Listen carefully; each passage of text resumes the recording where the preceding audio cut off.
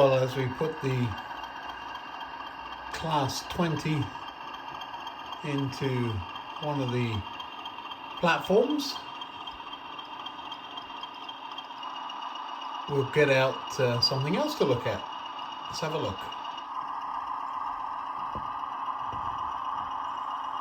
Okay, today we're going to take out the motor luggage van or motor luggage vehicle. I don't actually know what they're called. I call this in the computer, this is given the name Dover, simply because that's where I saw these most often. Let's give it a run. Oh, before we go anywhere, the doors there, those hatches in the side, were full of lead acid batteries that would keep these things running without any conductor rails. Conductor rails are a sore point with me right now for obvious reasons. We will get back to that. Now, these things were often seen hauling baggage or luggage vehicles. We'll get it off and running, and then we'll talk about it just a little bit. It's got quite a clip going, hasn't it? That is actually prototypical. I do not remember where I was, but was quite surprised to see one of these things come thrashing through a station, but it wasn't pulling a luggage vehicle. It was absolutely not uncommon to see these attached to the front or back, usually the front, it seemed to me, of a 4 VEP or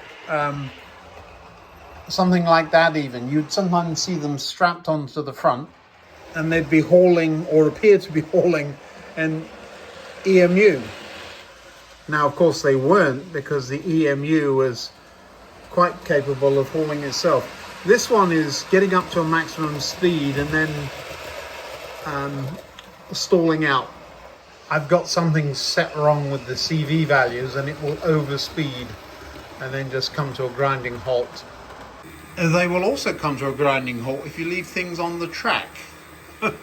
Whoops.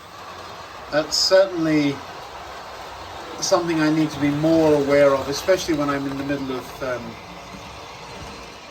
engineering projects. Now then, I don't actually know what the top speed of these things would have been, but certainly a good 70, probably more miles an hour. I'm working from memory here. And you might wonder why I'm backwards running again. Let me fix that and see if you notice.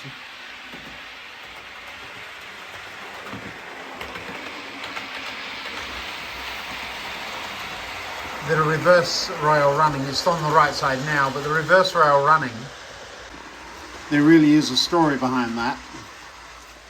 It's to do with one of the inclines at the other end of the layout, and me not having had the time to set up all of the locomotive parameters that would be needed to set up. It's actually that incline there. Doesn't look much, but it's significantly steeper than all of the others. I believe 1 or 2 locomotives struggled to get up it coming the other way. We've just had a derailment. I wonder why. Let's look. Right here. Aha. Can't see anything. Let's see what is derailed. Something going on with that. Really should put the camera down. Maybe something going on with that coupling.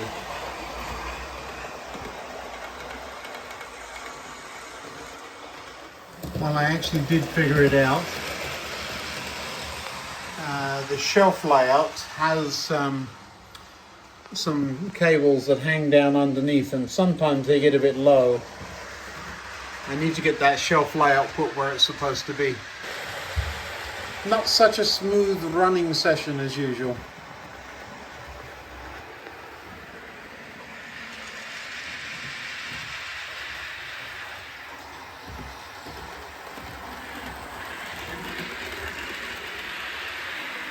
There is one of these in preservation, at least one that I know about.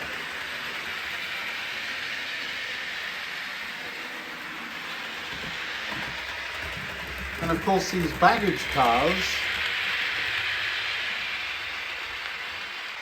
here's your clue. There is a certain one of these with a white painted roof. I'd love to get hold of that set. It's the Winston Churchill funeral train, of course, on the southern region, and they painted up one of these baggage carriages in Pullman colours, and it became the hearse. These things carried full blue livery. I don't recall ever seeing them in the blue and grey. I think they must have had it, but I don't remember seeing it. But yeah, a very interesting locomotive. I suppose that's what it is. I'm glad I've got one.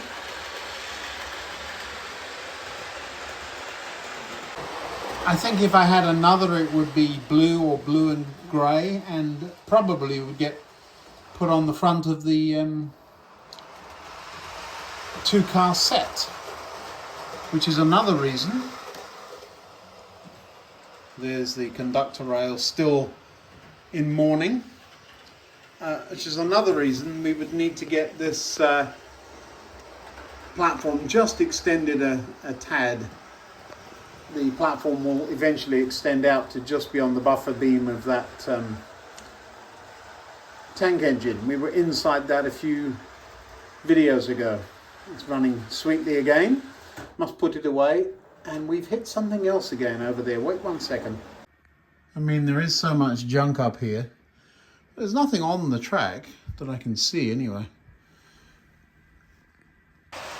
Yeah, they would often be on the front end of 8 or 12 car trains coming into Dover usually from Victoria.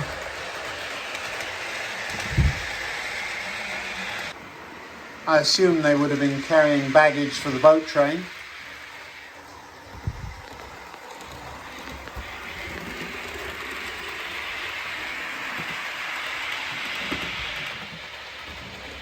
There were a number of interesting operational things that went on down there at the docks. I wish now I'd paid more attention to it. There was a thing called a reach wagon, and it was so that the trains didn't have to go on to the ferries themselves, using the third rail, of course. And these things, I hear, would occasionally be employed as that, because they were capable of running on the batteries, which are, as I said, housed in those lockers at the front there.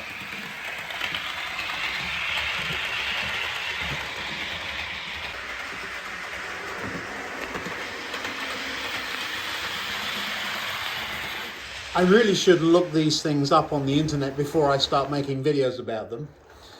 But you can do that as well. This is just what I remember of them. I wonder how many of them there were. I also wonder where they were based. I would expect Dover and possibly Ashford. I don't know the bases really well enough.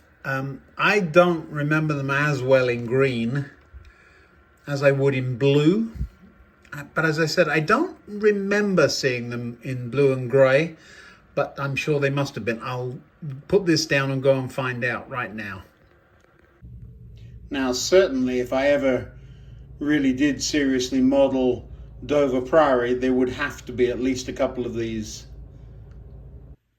Now, there is a sound version, and you kind of wonder why, but actually, I have a 4 EMU somewhere with some sound, and just the compressor on its own, the sound system is worth it just for that. These things would sit in the siding in Dover, making that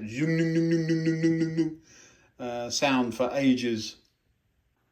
Well, as always, thanks for watching. Hope you enjoy these little running sessions with a few memories. It's a little bit clunky. It obviously hasn't been out for a very long time, so I thought I'd get it out and stretch its legs. I think we're going to be brave and try and run one of these around, I think, the next time. One of these days, anyway. They don't like the sharper curves. On this side of the layout, there's a nice sweeping curve. But over here, we're using standard second and third radius there and on the top level, and I have regretted it from the day I put them in. So there is, you can see there's a hill in the back side of the layout there needing some work. I have a funny feeling there might be some reworking going on here, not too far hence. We shall see. Again, thanks for watching. Subscribe. Look forward to seeing you again. Thanks.